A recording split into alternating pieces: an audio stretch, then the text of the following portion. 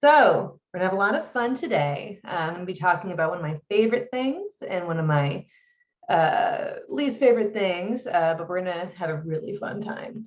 So remote work and equality. What's that?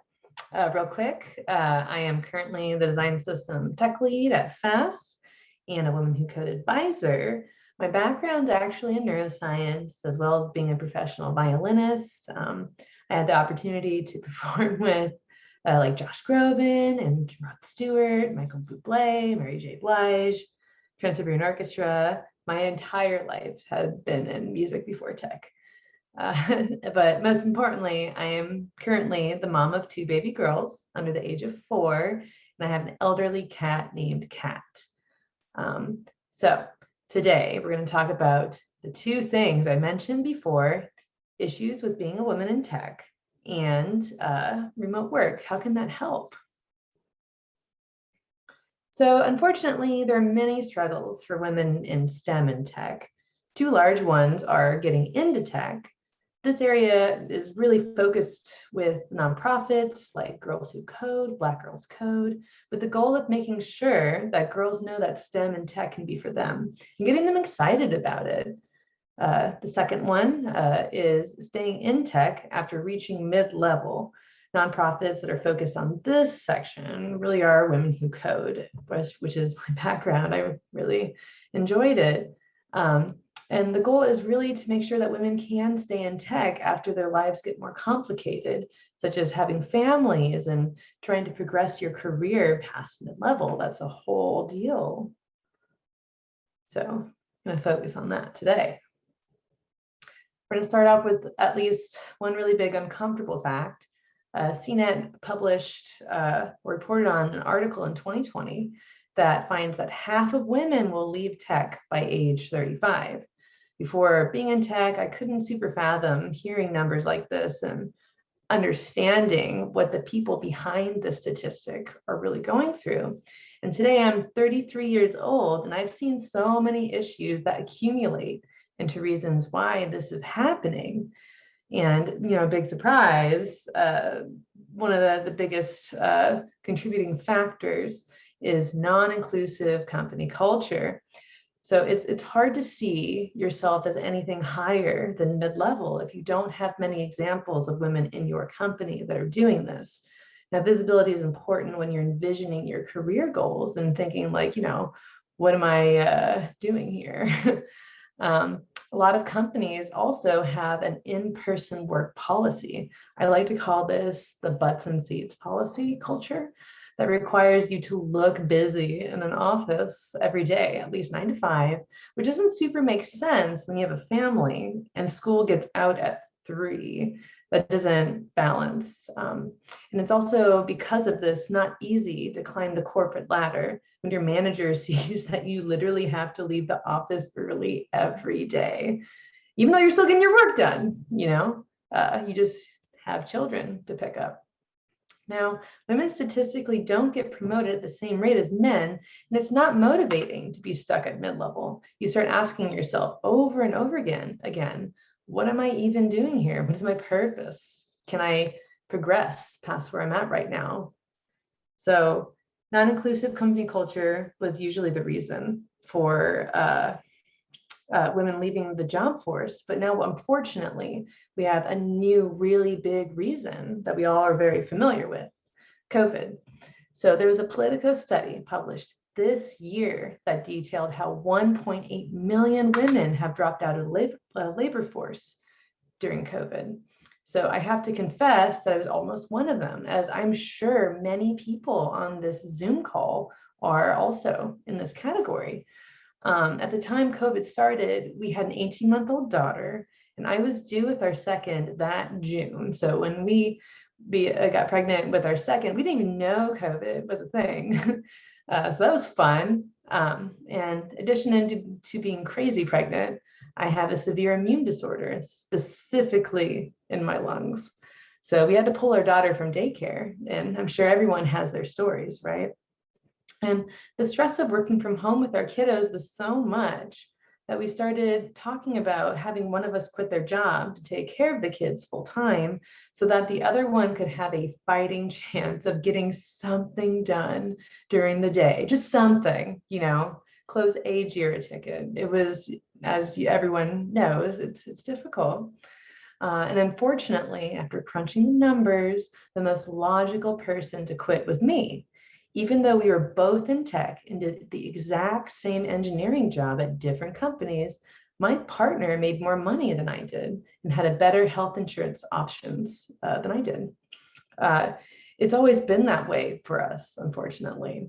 And it's a common statistic that women make less than men do for the same work. So it's obvious why, to me, more women had to drop out of the workforce than men during this time. It just doesn't make sense the other way when you're making less than your partner.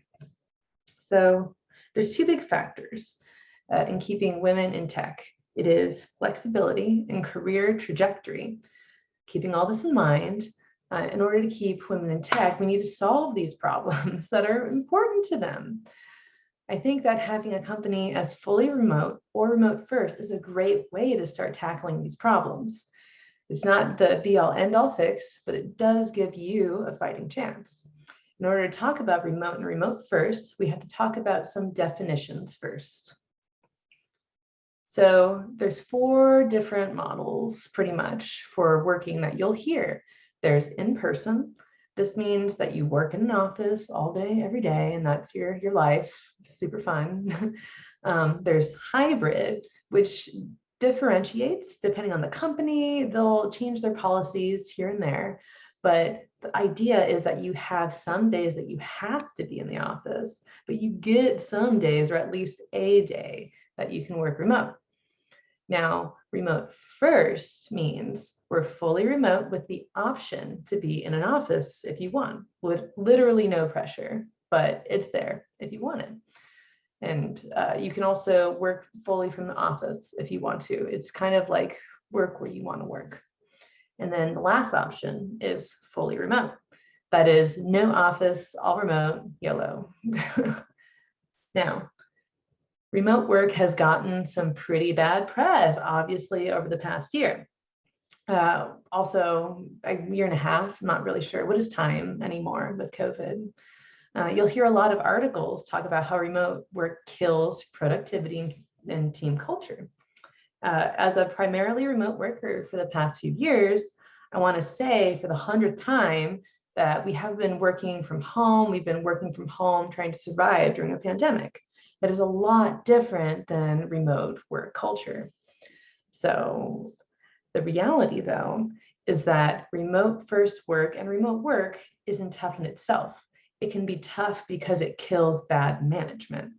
So whether it's a manager that has to see that you're busy working all the day, or someone that manages time poorly and just, looks busy, or someone who doesn't know how to ask for help, remote first workplaces expose bad management and equal your productivity into your actual results.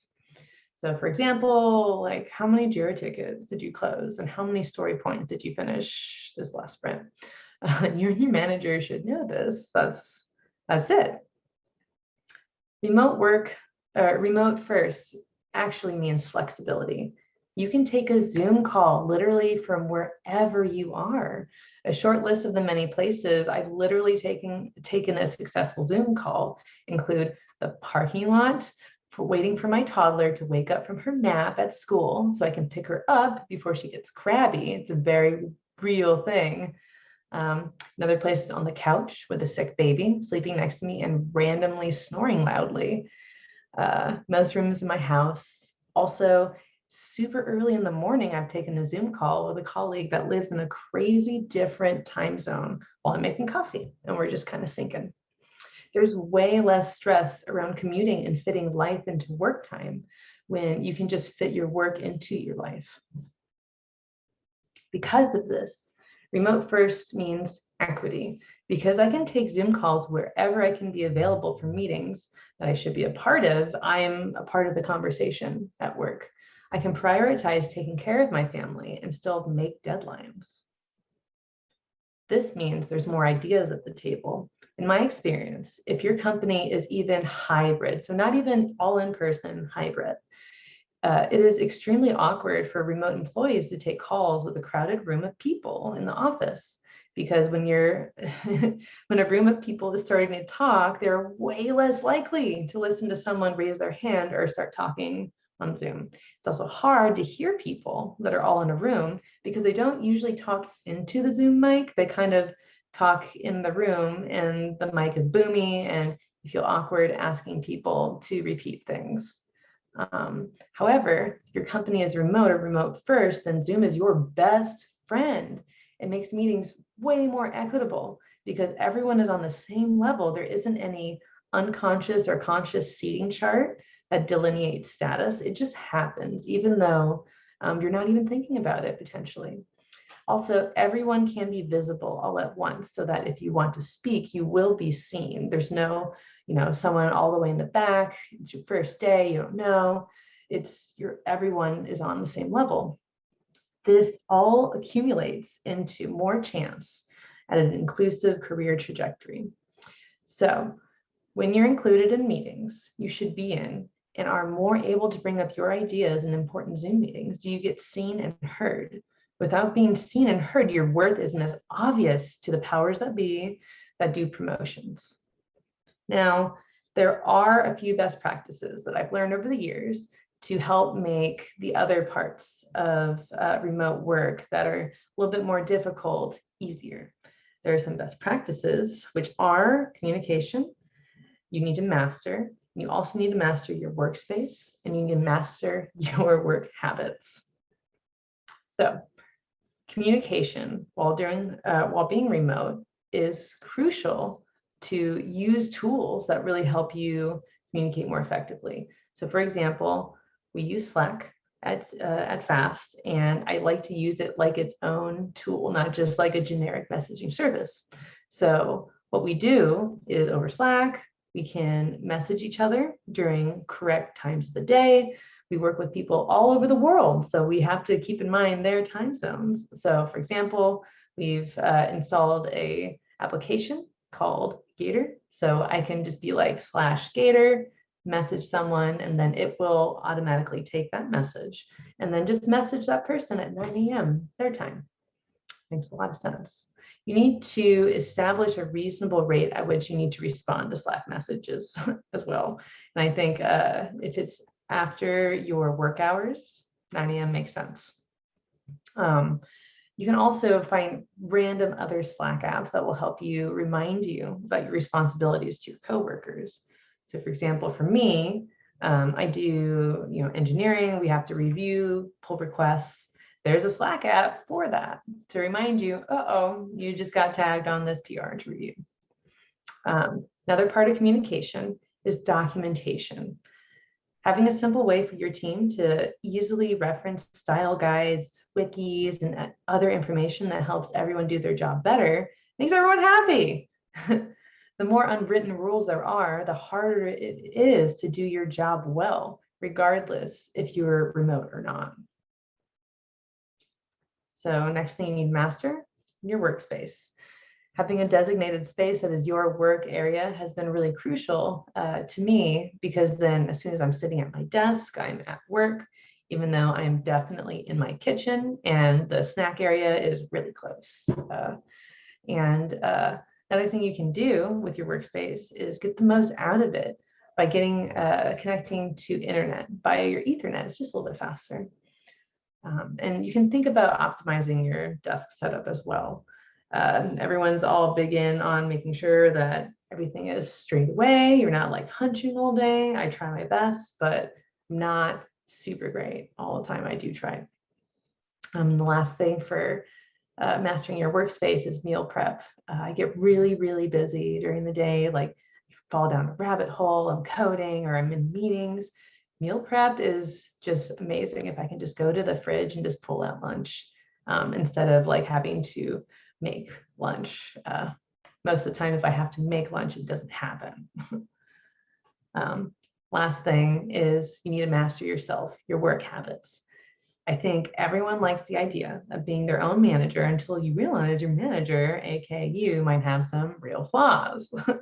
Remote work gives you the option or the ability to find out what your issues are and solve them. So, for example, do you get hyper-focused on your work and have the tendency to forget meetings? You can set alarms. That's what I do to remember meetings. Do you get distracted easily by random sounds? I definitely do. So I use noise canceling earbuds. Another thing is, do you get dehydrated and generally forget to care for yourself during the day? I do try to set alarms to remember to eat lunch and take a break, or I'll block off time in my calendar where I'm like, I'm busy, don't ask. And it's probably because I just need to eat lunch at that time. Another thing I like to do to get myself in the zone is I make the perfect work playlist on Spotify.